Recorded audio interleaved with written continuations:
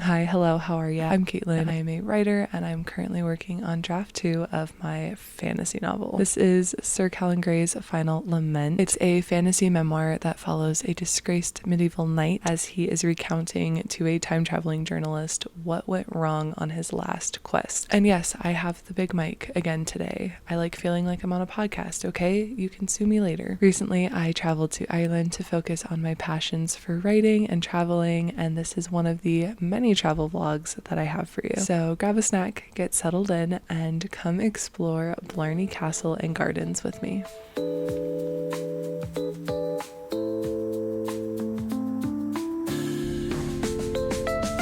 I need to interrupt here for a minute because I have a very interesting story that is perhaps the worst bus mistake. So let me set the scene for you. It is early in the morning and I go onto Google Maps and I look for my bus because I want to go to Blarney Castle, and I see that there's a bus stop. So I walk to the bus stop, and on the bus stop there's a little sign that will tell you what buses go to that bus stop. On the bus stop there was only one, and it was the bus that I needed. So I'm standing there, I'm waiting, I'm a little early, more people start showing up, and I'm refreshing Google Maps and I see that my bus is delayed by 5 minutes, and then it keeps getting delayed by 5 minutes. And I'm standing there and all of a sudden a bus comes, and on this bus it said the number 0. And for context, I needed the 216, which is the only bus that was listed on the bus stop sign. So when this bus comes, I'm thinking, oh, maybe this is the 216, but like the number's not working on the bus, or maybe the locals just know that like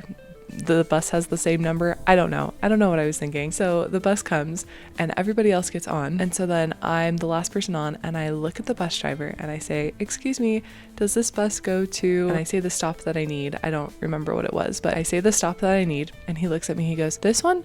Oh yes, yeah, it does. So then I'm thinking, great, the bus is going where I need to go. So I get on the bus and I go sit up on the top, and we are going towards the city center, and I'm looking at my map and I'm like, yes, this is where we're going. Like, this is the direction I need to go. And then at one point, like, the top of the bus clears out, which was like fine. It wasn't unusual. It's not unusual for this to happen. And there wasn't very many people on this bus in the first place. So I'm not thinking anything weird. So as we're going, I'm again looking at the map and I see our bus starting to like go back towards city center, and I'm like, oh, that's not where we need to go. But I see that there's like two directions. So we come up to like a roundabout. I'm like, okay, if he turns left, we're going the wrong way. If he continues like straight, then we're like back on track, and that's where I need to go. Tell me why the bus driver turned left. I was a little stressed and I was like, no, it's fine, whatever. And then the bus driver pulls into the bus yard. I'm sitting on the top and I'm looking, and we like go through these gates, and I'm like, I don't think this is where I'm supposed to be. And so we're driving through the bus yard, and he like pulls into like this big bay that has gas and whatever. And I'm like, in my head, I'm like, again, this is only my first couple experiences with a bus. So I'm like, maybe this is just what happens when the bus needs gas. Like, I don't know. So anyways, I'm sitting up there, I'm like slightly panicked, and I like look down and there's a guy standing in the bay, and he like looks at me, and then he like looks at the bus driver and he goes, and then I hear the bus driver go, is there? And they start laughing, and I'm like, oh my God, like definitely I'm not supposed to be here. I'm not supposed to be in the bus yard. And like obviously the bus driver did not realize that I was here, and so he stops the bus, and then I walk down and I hear the guy outside go, oh, she's walking down now. And I get to the bottom and I'm like, hi, I'm sorry, like I didn't know, like I thought you said you were going here. And he's like, no, this bus only goes to city center. And he like made me feel stupid, but I'm like, dude, I asked you if you went to my stop and you said yes, so it's not really my fault. So he's like, you just sit down, like it's totally fine, we're gonna do the routine or whatever, and then like I'll like take you out of the bus yard, like you're fine, just sit down. And so I sit down, and again, I'm all alone, and I'm sitting there and I'm like feeling really embarrassed. I'm sure the driver is feeling really embarrassed, and 4 other people come up to him at like 4 separate times, and they're just like, oh my God, like you let someone into the bus yard. He gets back on the bus and he's like, I'm gonna take you out of the bus yard, and then like you're good from there, right? And I'm like, Yeah. So we start driving and we are about to go through the gates, and he like turns around and he looks at me. He's like, so I'm going to drop you off here. Do you know where you're going? And I'm like, I'm really sorry. I was trying to go to Blarney Castle today. And he looks at me and he's like, oh, okay. He's like, the good news is if you want to go to Blarney, that's my next route. So he's like, if you're going to Blarney, you just sit back on the bus. And I'm like, are you sure? And he's like, yes, just sit back down. I got you. And so then I sat back down and I got basically a personal ride to Blarney Castle. And we went on like one of the freeways or something, and it was, buses are required to go a certain speed limit, but because there was technically nobody on the bus, he was able to go really fast. So we're going the speed limit basically down the freeway, and it was just really funny, and it was just me on this bus. And then we get to like the first stop of his route, and another older gentleman gets on, and he's like, what happened? Like referring to me sitting there. And the bus driver goes, oh, this lovely American girl didn't get off at City Center. And then the older gentleman comes back and he goes, don't worry, love, like we'll get you to where you need to go. I'm pretty sure this guy knows where he's going. And then I sat and chatted with the guy that got on the bus for a little bit, and it was really fun. And then we picked up a few more people along the way, and then finally we get to like actually where I need to go, and the bus driver like turns around, he's like, okay, love, like I think this is your stop, I think this is the one. And I get off and I'm just like, I thank you so much, like I really hope your day is a little less eventful than that. But yeah, so I made it to where I needed to go, and that is probably one of my funniest stories from being in Ireland. Again, buses and I, we don't get along. I don't know why. I tried so hard, but thank you for listening. Now back to our regularly scheduled programming. I found God on the side of the road in a two-door Chevy, when she was whispering softly in my ear, then screaming to hold the wheel steady, and I heard her, Lord, and she heard me, putting moments into a coffee cup to pour out like memories. Oh, 'cause after 18 years of waiting, dressed up with nowhere to go, well, I told some girl I loved her at the party after the show, and I kissed her, Lord, and she kissed me. We were just two kids who didn't know how much longer life could be. Oh, I loved her, I know she loved me. Hello again. I just wanted to pop on and be your tour guide for a minute. This is Blarney Castle Gardens. It's a really big estate with lots to see, and the general admission is a little pricey at €23 at the time of filming.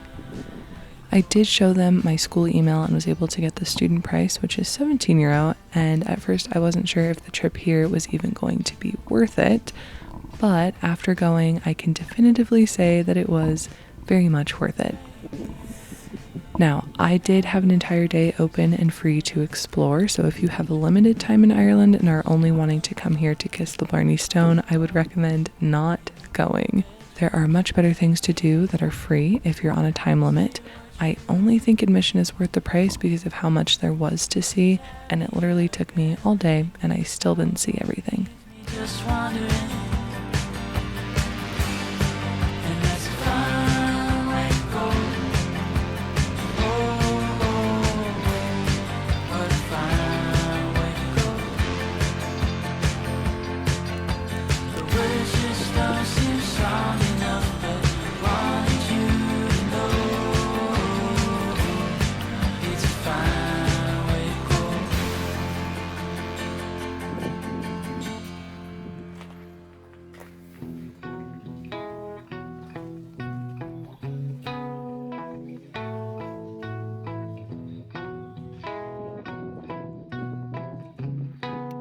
The castle itself was pretty cool to walk around and check out, but as far as I could tell, the only way to go inside was if you were in the queue for kissing the stone.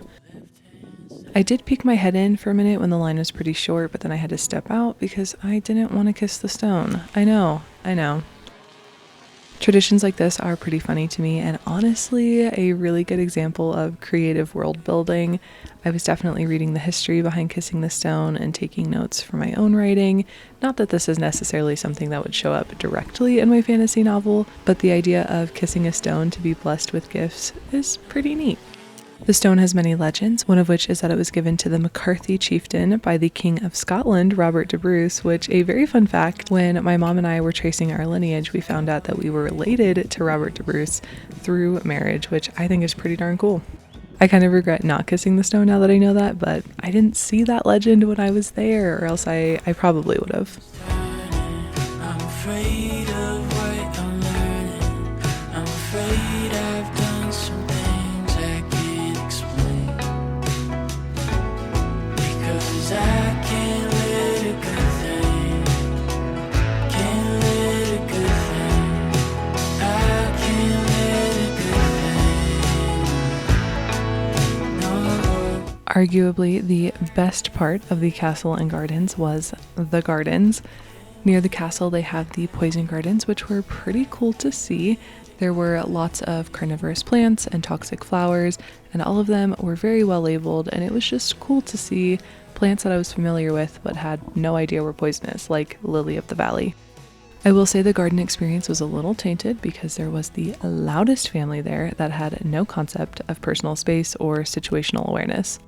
And at one point when we were all by the carnivorous plants, the mom suggested that the daughters try feeding them bugs, and the daughters did.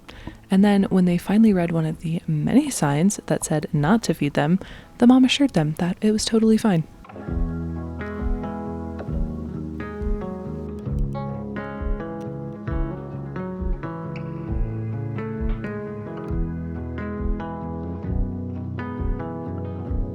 Was I a good one?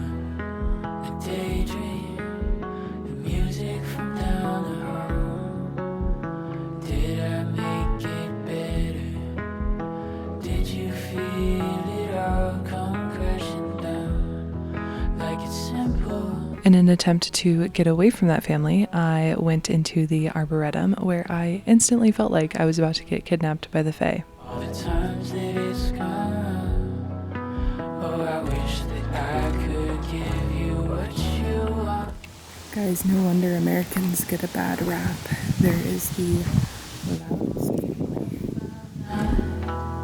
I'm not anymore. There was no one around. I had the woods entirely to myself, and at first I really enjoyed it. And then after an hour of aimless wandering, I started to wonder if I had accidentally taken the wrong turn somewhere, maybe read my map wrong. But all was well. I eventually found my way back, and I did see a gardener on a golf cart a little bit later, but I was too nervous to ask for directions. How like a man. I know. Lying on my counter, you're begging me to leave, but I kissed your hands and told you I would stay till the end. It turns out I'm a liar. I just couldn't understand how to tell myself the truth and let it ride. Or I told myself I'm something that I'm not anymore. Then an old room for you.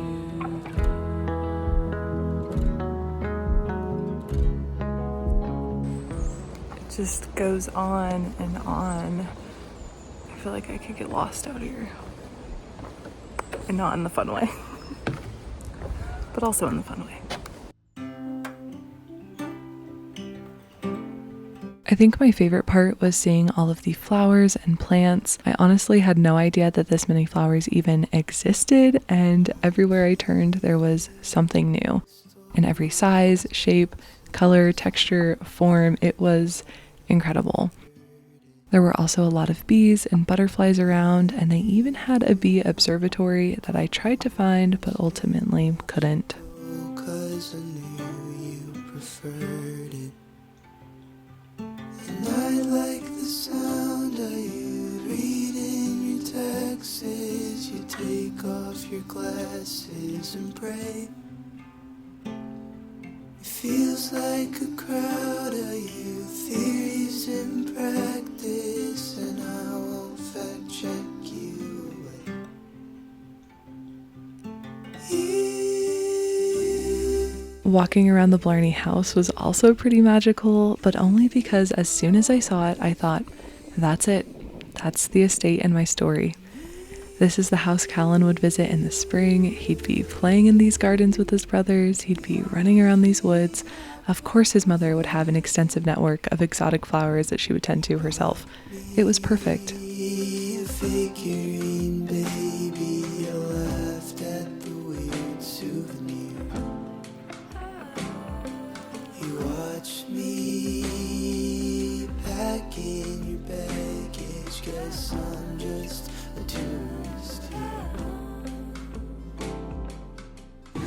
Guys, nobody knows that I'm sitting here thinking about my story and how Callan would be right there. It's a garden of Eden, we're finally eating the truth. What a punishment. After lunch, I ventured into Rock Close, which was full of really fun things to see as well, like the old Druid remains. There was a Druid circle and a sacrificial altar.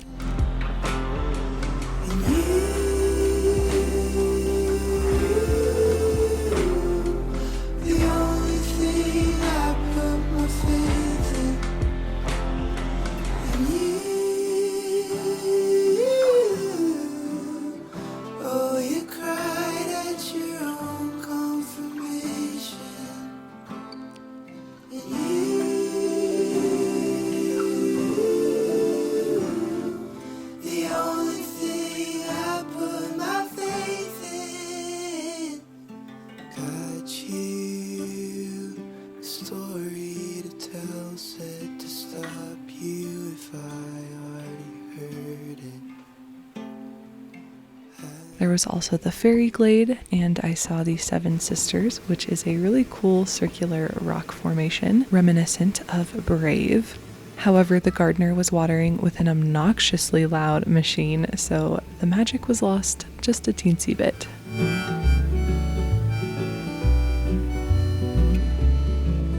The secrets we tell each other, they come out one at a time. They fall on deaf ears at quiet times alone, while we rehearse them in the mirror, waiting for the time to be right. When we know the strength inside will match the strength we show, but it's hard enough to face the face who's always staring back. But it was quickly regained when I walked through the water garden. I genuinely felt like a fairy. There were waterfalls and giant plants, and there was even the wishing steps. And it comes out in the quiet, between the times we speak, between the times we think we know we're right, between the times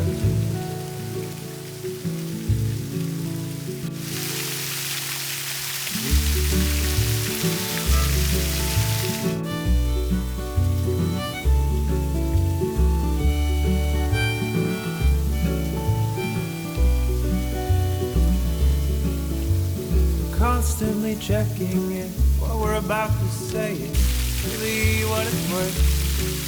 Is it our truth test or is it nonsense? All these things that we've unearthed, but they come from inside us, and we can no longer hide this. It's bursting at our seams, 'cause our dreams, they confide in.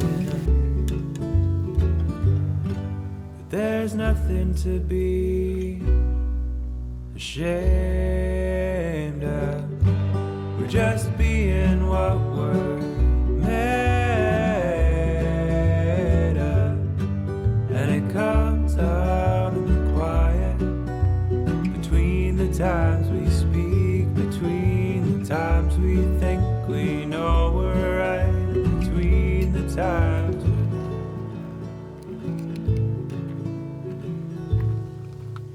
we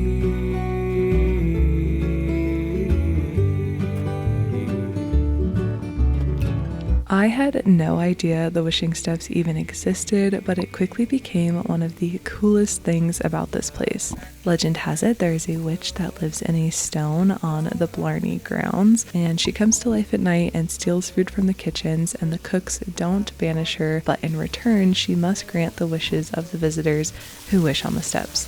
To make a wish, you must walk up the slippery stone steps in this dark cave and back down them, backwards, and with your eyes closed, all the while thinking of nothing but your wish. I, of course, did it, but it was really scary and I had to do it twice because I cheated and opened my eyes the first time. But there's like 20 steps, okay? It's not my fault. I didn't film it because it was really dark and I'm sure you wouldn't have been able to see it, and I had to focus on not falling and my wish, which I won't tell you, but I'm sure you could guess. There's nothing to be ashamed of. We're just being what we're made of, and it comes out in the quiet, between the times we speak, between the times we think we know we're right, between the times there's nothing to be ashamed of. We're just being what we're made of, and it comes out in the quiet, between the times we speak, between the times we think we know we're right, between the times we're